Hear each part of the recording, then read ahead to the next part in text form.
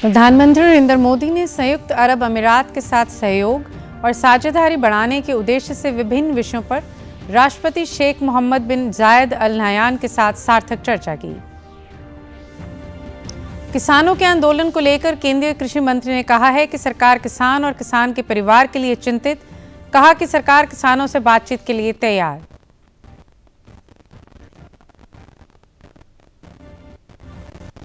और पंजाब सरकार की ओर से नई खेल नीति तहत बनने वाले 1000 नर्सरियों को स्थापित करने का काम शुरू। पंजाब को खेलों के नक्शे पर फिर से उभारने में नई खेल नर्सरियां निभाएंगी अहम रोल।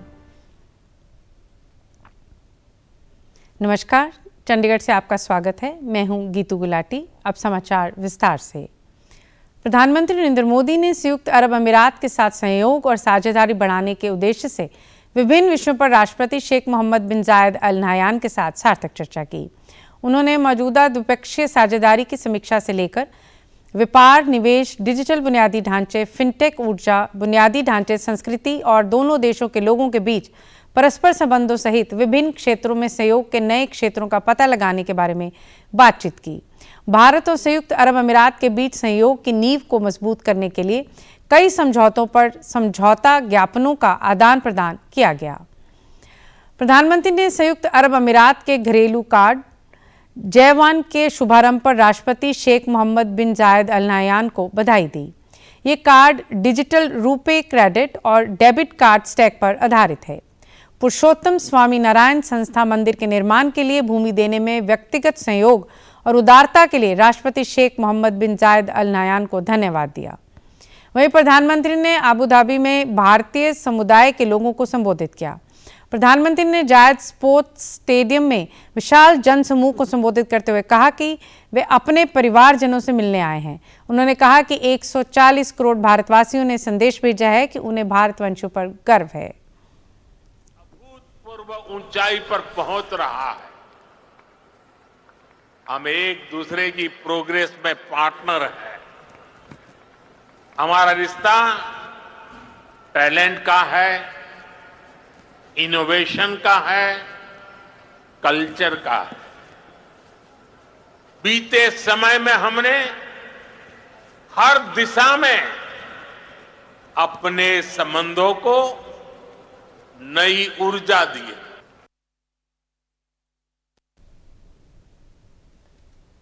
प्रधानमंत्री के संबोधन से पहले भारतीय समुदाय के लोगों ने मोदी का अभिनंदन किया। किसानों के आंदोलन को लेकर केंद्रीय कृषि मंत्री अर्जुन मुंडा ने कहा कि किसान और किसान के परिवार की चिंता सरकार करती है। उन्होंने कहा कि असामान्य स्थिति उत्पन्न करने से कोई लाभ नहीं होगा। केंद्रीय कृषि मंत्री ने कहा कि किसानों से जुड़े नेता आम जनजीवन को बाधित ना करें। उन्होंने कहा कि सरकार किसानों से बातचीत के लिए तैयार है। किसान संगठनों के साथ हम हमेशा रचनात्मक ढंग से, सकारात्मक ढंग से बात करने की जो कोशिशें हैं वो जारी रहेगी और हम बातचीत करने के लिए तैयार हैं। किसान संगठनों को ये बात समझना बहुत जरूरी है कि जो कानून की बात की जा रही है वो कानून के बारे में इस तरीके से कोई निर्णय नहीं लिया जा सकता है जिससे कि बाद के दिनों में सबके लिए बगैर सोची समझी स्थिति के बारे में लोग आलोचना करें। केंद्रीय सूचना एवं प्रसारण और युवा एवं खेल मामलों के मंत्री अनुराग सिंह ठाकुर ने नई दिल्ली में किसान आंदोलन को लेकर पत्रकारों से बातचीत की। उन्होंने कहा कि मोदी सरकार पहले दिन से किसान कल्याण हेतु प्रतिबद्ध होकर कार्य कर रही है। पिछले 10 वर्षों में किसान कल्याण हेतु कई योजनाएं लाई गई जिन्होंने देश के करोड़ों किसानों को लाभ पहुंचाया। किसानों से वार्तालाप के मुद्दे पर भी अनुराग सिंह ठाकुर ने कहा कि सरकार सदैव चर्चा हेतु तैयार रहती है। इस बार भी केंद्रीय मंत्री चंडीगढ़ गए और लगातार कई घंटे चर्चा के प्रदर्शनकारियों से 2 बार बातचीत की गई। उन्होंने कहा कि सरकार बातचीत जारी रखने के लिए तैयार है, परंतु किसान आगू वहां से उठकर चले गए। उन्होंने कहा कि मोदी सरकार ने सम्मान निधि योजना के तहत 11 करोड़ से ज्यादा उनके बैंक खातों में हस्तांतरित किए हैं। एमएसपी बारे बातचीत करते हुए अनुराग सिंह ठाकुर ने कहा कि कांग्रेस के शासनकाल में दाल, गेहूं, दलहन और तिलहन की कुल खरीदारी 5,50,000 करोड़ रुपए की हुई, जबकि मोदी सरकार ने 18,39,000 करोड़ रुपए की खरीदारी की, जो लगभग 3.5 गुना ज्यादा है। उन्होंने कहा कि कांग्रेस सरकार के कार्यकाल में स्वामीनाथन कमेटी की रिपोर्ट लागू नहीं की गई। मोदी सरकार ने उस रिपोर्ट को लागू किया। प्रदर्शनकारियों के मुद्दे पर एक सवाल का जवाब देते हुए अनुराग सिंह ठाकुर ने कहा कि किसी भी बात का हल चर्चा से ही निकलता है। गांधी के देश में बातचीत से रास्ते निकलते हैं। इस बार भी हमारे केंद्रीय मंत्री कल भी चंडीगढ़ गए थे, कई घंटे तक वार्ता भी की, और जब किसान उठकर चल पड़े किसान नेता, तब भी हमने कहा कि बैठिए, चर्चा को जारी रखें। लेकिन वो चले गए। हमारे नेता कहते रहे, मंत्री कहते रहे कि कृपया बैठिए, चर्चा जारी रखिए। अब आप कहते हैं कि चर्चा को ज़्यादा समय क्यों लग रहा है। मैं इसमें इतना ही कहूँगा, जब नए मुद्दे जुड़ते जाएंगे तो समय थोड़ा और लगेगा। आखिरकार नए मुद्दे जुड़ रहे हैं तो उस पर चर्चा तो बनती है, उस पर समय भी थोड़ा लगेगा। हम पहले भी चर्चा करने के लिए तैयार थे, आज भी हैं। मैं प्रदर्शनकारियों से इतना ही कहूँगा कि आगजनी हिंसा ना करें, उग्र ना हो, और मैं किसान नेताओं से इतने अनुरोध करता हूं कि कृपया करके बातचीत का दौर जारी रखें। वहीं कल पंजाब और हरियाणा हाईकोर्ट में हो रहे किसान आंदोलन को लेकर याचिका की सुनवाई करते हुए कोर्ट ने किसान और सरकार को आपसी सहमति से इस मामले को सुलझाने के निर्देश दिए हैं। कोर्ट ने पंजाब सरकार, हरियाणा सरकार, केंद्र सरकार और किसान संगठनों को नोटिस जारी किया है। इस मामले की अगली सुनवाई कल होगी। इस बारे में जानकारी देते हुए भारत सरकार के additional solicitor general Satyapal Jain ने जानकारी दी।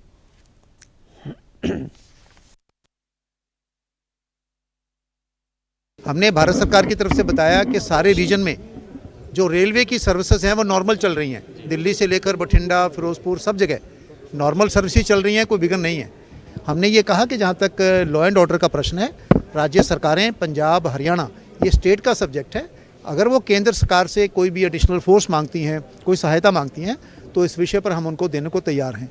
कोर्ट ने सबका पक्ष सुनने के बाद परसों के लिए नोटिस जारी किया है, और जो किसान संघर्ष कर रही समितियां हैं, उन समितियों को भी नोटिस इशू किया है, और परसों दोपहर के बाद इस केस पर आगे सुनवाई होगी।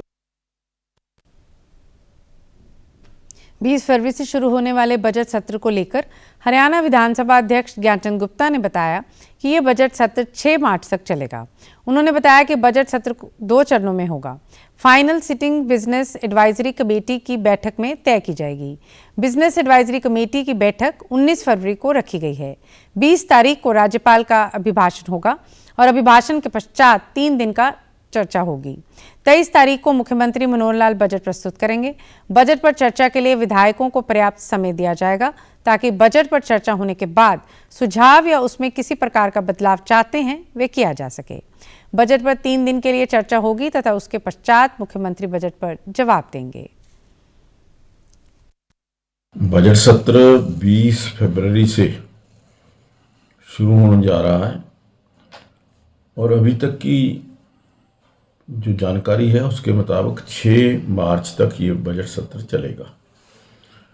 बजट सत्र 2 चरणों में होने वाला है। 20 तारीख को आदरणीय राज्यपाल महोदय का अभिभाषण होगा, और अभिभाषण के पश्चात 3 दिन तक चर्चा रहेगी अभिभाषण पर। 20, 21, 22, 23 तारीख को माननीय वित्त मंत्री, जो कि हमारे मुख्यमंत्री हैं, वो अपना बजट प्रस्तुत करेंगे। विधानसभा अध्यक्ष ने बताया कि अभी तक लगभग 550 प्रश्न प्राप्त हुए हैं। 45 ध्यानाकर्षण प्रस्ताव, 2 गैर सरकारी प्रस्ताव आए हैं तथा 1 अविश्वास प्रस्ताव भी मिला है, जिस पर विचार किया जाएगा। तक लगभग 550 जो है प्रश्न अभी तक आ चुके हैं। 42 कॉल अटेंशन मोशन आए हैं, 2 जो हैं गैर सरकारी प्रस्ताव आए हैं। एक नो कॉन्फिडेंस का मोशन भी हमें मिला है, जिसके ऊपर विचार करेंगे क्या उसके ऊपर हमने एक्शन लेना है। बसंत पंचमी आज देश के विभिन्न भागों में श्रद्धा, आस्था और उल्लास से मनाई जा रही है। माघ शुक्ल पंचमी के इस अवसर पर ज्ञान, विवेक और विद्या की देवी मां सरस्वती की पूजा आराधना की जाती है। पवित्र घाटों पर सुबह से ही स्नान ध्यान का क्रम जारी है। विशेषकर विद्यार्थी मां सरस्वती से विद्या, ज्ञान और कला का आशीर्वाद मांग रहे हैं। बसंत पंचमी के पावन पर्व पर महान काल की नगरी पर उज्जैन में बाबा का विशेष श्रृंगार किया गया, साथ ही महाकाल की विशेष आरती की गई। उज्जैन में महाकाल के दर्शन के लिए सुबह से ही भक्तों की भारी भीड़ उमड़नी शुरू हो गई। राष्ट्रपति द्रौपदी मुर्मू ने देशवासियों को बसंत पंचमी की बधाई दी है। एक सोशल मीडिया पोस्ट में उन्होंने आशा व्यक्त की है कि श्रद्धा और समर्पण का ये उत्सव लोगों के जीवन में प्रसन्नता और समृद्धि लाएगा। उन्होंने मां सरस्वती से हर एक के जीवन में ज्ञान और विवेक के आलोक की प्रार्थना की। प्रधानमंत्री ने देशवासियों को बसंत पंचमी की शुभकामनाएं दी हैं। प्रधानमंत्री ने एक्स पर लिखा कि देश भर के मेरे परिवारजनों को बसंत पंचमी और सरस्वती पूजा की अनंत शुभकामनाएं। हरियाणा के मुख्यमंत्री मनोहर लाल ने सोशल मीडिया एक्स पर बसंत पंचमी के पावन पर्व की समस्त देशवासियों को हार्दिक बधाई एवं शुभकामनाएं दी हैं। उत्तर भारत में लोग बसंती रंग के वस्त्र पहनते हैं और पतंगों के मुकाबले भी करवाए जाते हैं। इस दिन से मौसम में भी बदलाव आता है और इस दिन से ठंड में भी कमी आती है। पुलवामा हमले की आज 5वीं बरसी है। देश आज शहीद सीआरपीएफ कर्मियों को याद कर रहा है। प्रधानमंत्री नरेंद्र मोदी ने भी एक्स प्लेटफॉर्म के जरिए पुलवामा के शहीदों को श्रद्धांजलि दी। गौरतलब है कि आज ही के दिन वर्ष 2019 में जम्मू कश्मीर के पुलवामा से गुजर रहे सीआरपीएफ के काफिले पर आतंकी हमला हुआ, जिसमें 40 जवान शहीद हो गए थे और कई घायल हो गए थे। आज सीआरपीएफ कर्मियों को श्रद्धांजलि देते हुए चंडीगढ़ के रोटरी ब्लड बैंक में रक्तदान शिविर का आयोजन किया गया। सीआरपीएफ के कर्मियों सहित कई युवाओं ने भी रक्तदान किया। महफूज है, उनके सम्मान में हमने एक ब्लड डोनेशन कैंप रखा हुआ है। ये हर साल मैं रखता हूँ और हमारा प्रयास रहता है कि मैं बार बार लोगों से कहता हूँ रक्त का कोई विकल्प नहीं है। तो जो हमारे युवा साथी हैं, जो हमारे बच्चे हैं, जो हमारे यूथ हैं, उनसे मैं अपील करूंगा कि आप हर संभव जब भी आपको मौका मिले रक्तदान करें। पंजाब सरकार ने स्कॉच अवार्ड 2023 में शानदार प्रदर्शन किया है और बागवानी के क्षेत्र में 1 सिल्वर अवार्ड समेत 5 सेमीफाइनल स्थान हासिल किए हैं। ये जानकारी देते हुए बागवानी मंत्री चेतन सिंह जोड़ा माजरा ने करतारपुर जलंधर स्थित सब्जियों के सेंटर ऑफ एक्सीलेंस को सिल्वर अवार्ड मिलने पर विभाग के अधिकारियों को बधाई दी है। उन्होंने कहा है कि सेंटर किसानों के आमदन में उल्लेखनीय वृद्धि करके उनके जीवन में अहम बदलाव लाने में सहायक हो रहा है। यहाँ 3 से 5 मीट्रिक टन के ऑन फार्म कोल्ड रूम को स्टैंडर्डाइज किया गया है, जिससे किसानों को भारी लाभ मिला है। इस सेंटर में अत्याधुनिक हाइड्रोपोनिक्स यूनिट और एक प्लांट क्लिनिक प्रयोगशाला भी है। कटाई के बाद के प्रबंधन की आधुनिक तकनीकों से लैस बागवानी विभाग के इस प्रमुख सेंटर में किसानों को प्रशिक्षण देने के साथ साथ उनके लिए तकनीकी प्रदर्शनी भी लगाई जाती है। सेमीफाइनल प्रोजेक्टों में कृषि बुनियादी ढांचा fund scheme, project phase, bio fertiliser laboratory Hoshiarpur, sericulture Punjab में रेशम उत्पादन का विकास और आलू के centre of excellence Dhogri Jalandhar शामिल हैं। पंजाब सरकार की ओर से नई खेल नीति तहत बनने वाले 1000 नर्सरियों को स्थापित करने का काम शुरू हो गया है और पंजाब को खेलों के नक्शे पर फिर से उभरने में नई खेल नर्सरियां अहम रोल निभाएंगी। ये जानकारी देते हुए खेल मंत्री गुरमीत सिंह ने बताया है कि 1000 नर्सरियों में से 205 खेल नर्सरियों पहले पड़ाव में स्थापित की जाने वाली हैं। 14 खेलों की 205 नर्सरियों के लिए 21 सुपरवाइजरों और 205 प्रशिक्षकों की भर्ती के लिए प्रक्रिया शुरू कर दी गई है। उन्होंने कहा कि खेल नर्सरियों की स्थापना से खेल का स्तर जमीनी स्तर पर ऊंचा उठेगा। एक खेल नर्सरी के लिए खेल विभाग द्वारा प्रशिक्षक की सुविधा के अलावा 60 खिलाड़ियों को 50 रुपये प्रतिदिन के हिसाब से डाइट दी जाएगी। मीथियर ने बताया कि नई खेल नीति का नवीन पक्ष खेल नर्सरियों की स्थापना थी, जिससे निचले स्तर पर खिलाड़ियों की प्रतिभा निखर कर सामने आएगी। उन्होंने कहा कि आवेदन पत्र देने के लिए सुपरवाइजर के लिए उम्र 18 से 45 साल और प्रशिक्षक के लिए 18 से 37 साल रखी गई है। और आप हमारे समाचार YouTube channel DD news Chandigarh, Facebook DD news Chandigarh और social media X D news CHD पर भी देख सकते हैं। इसके साथ ही चंडीगढ़ से समाचारों का सिलसिला समाप्त हुआ। नमस्कार।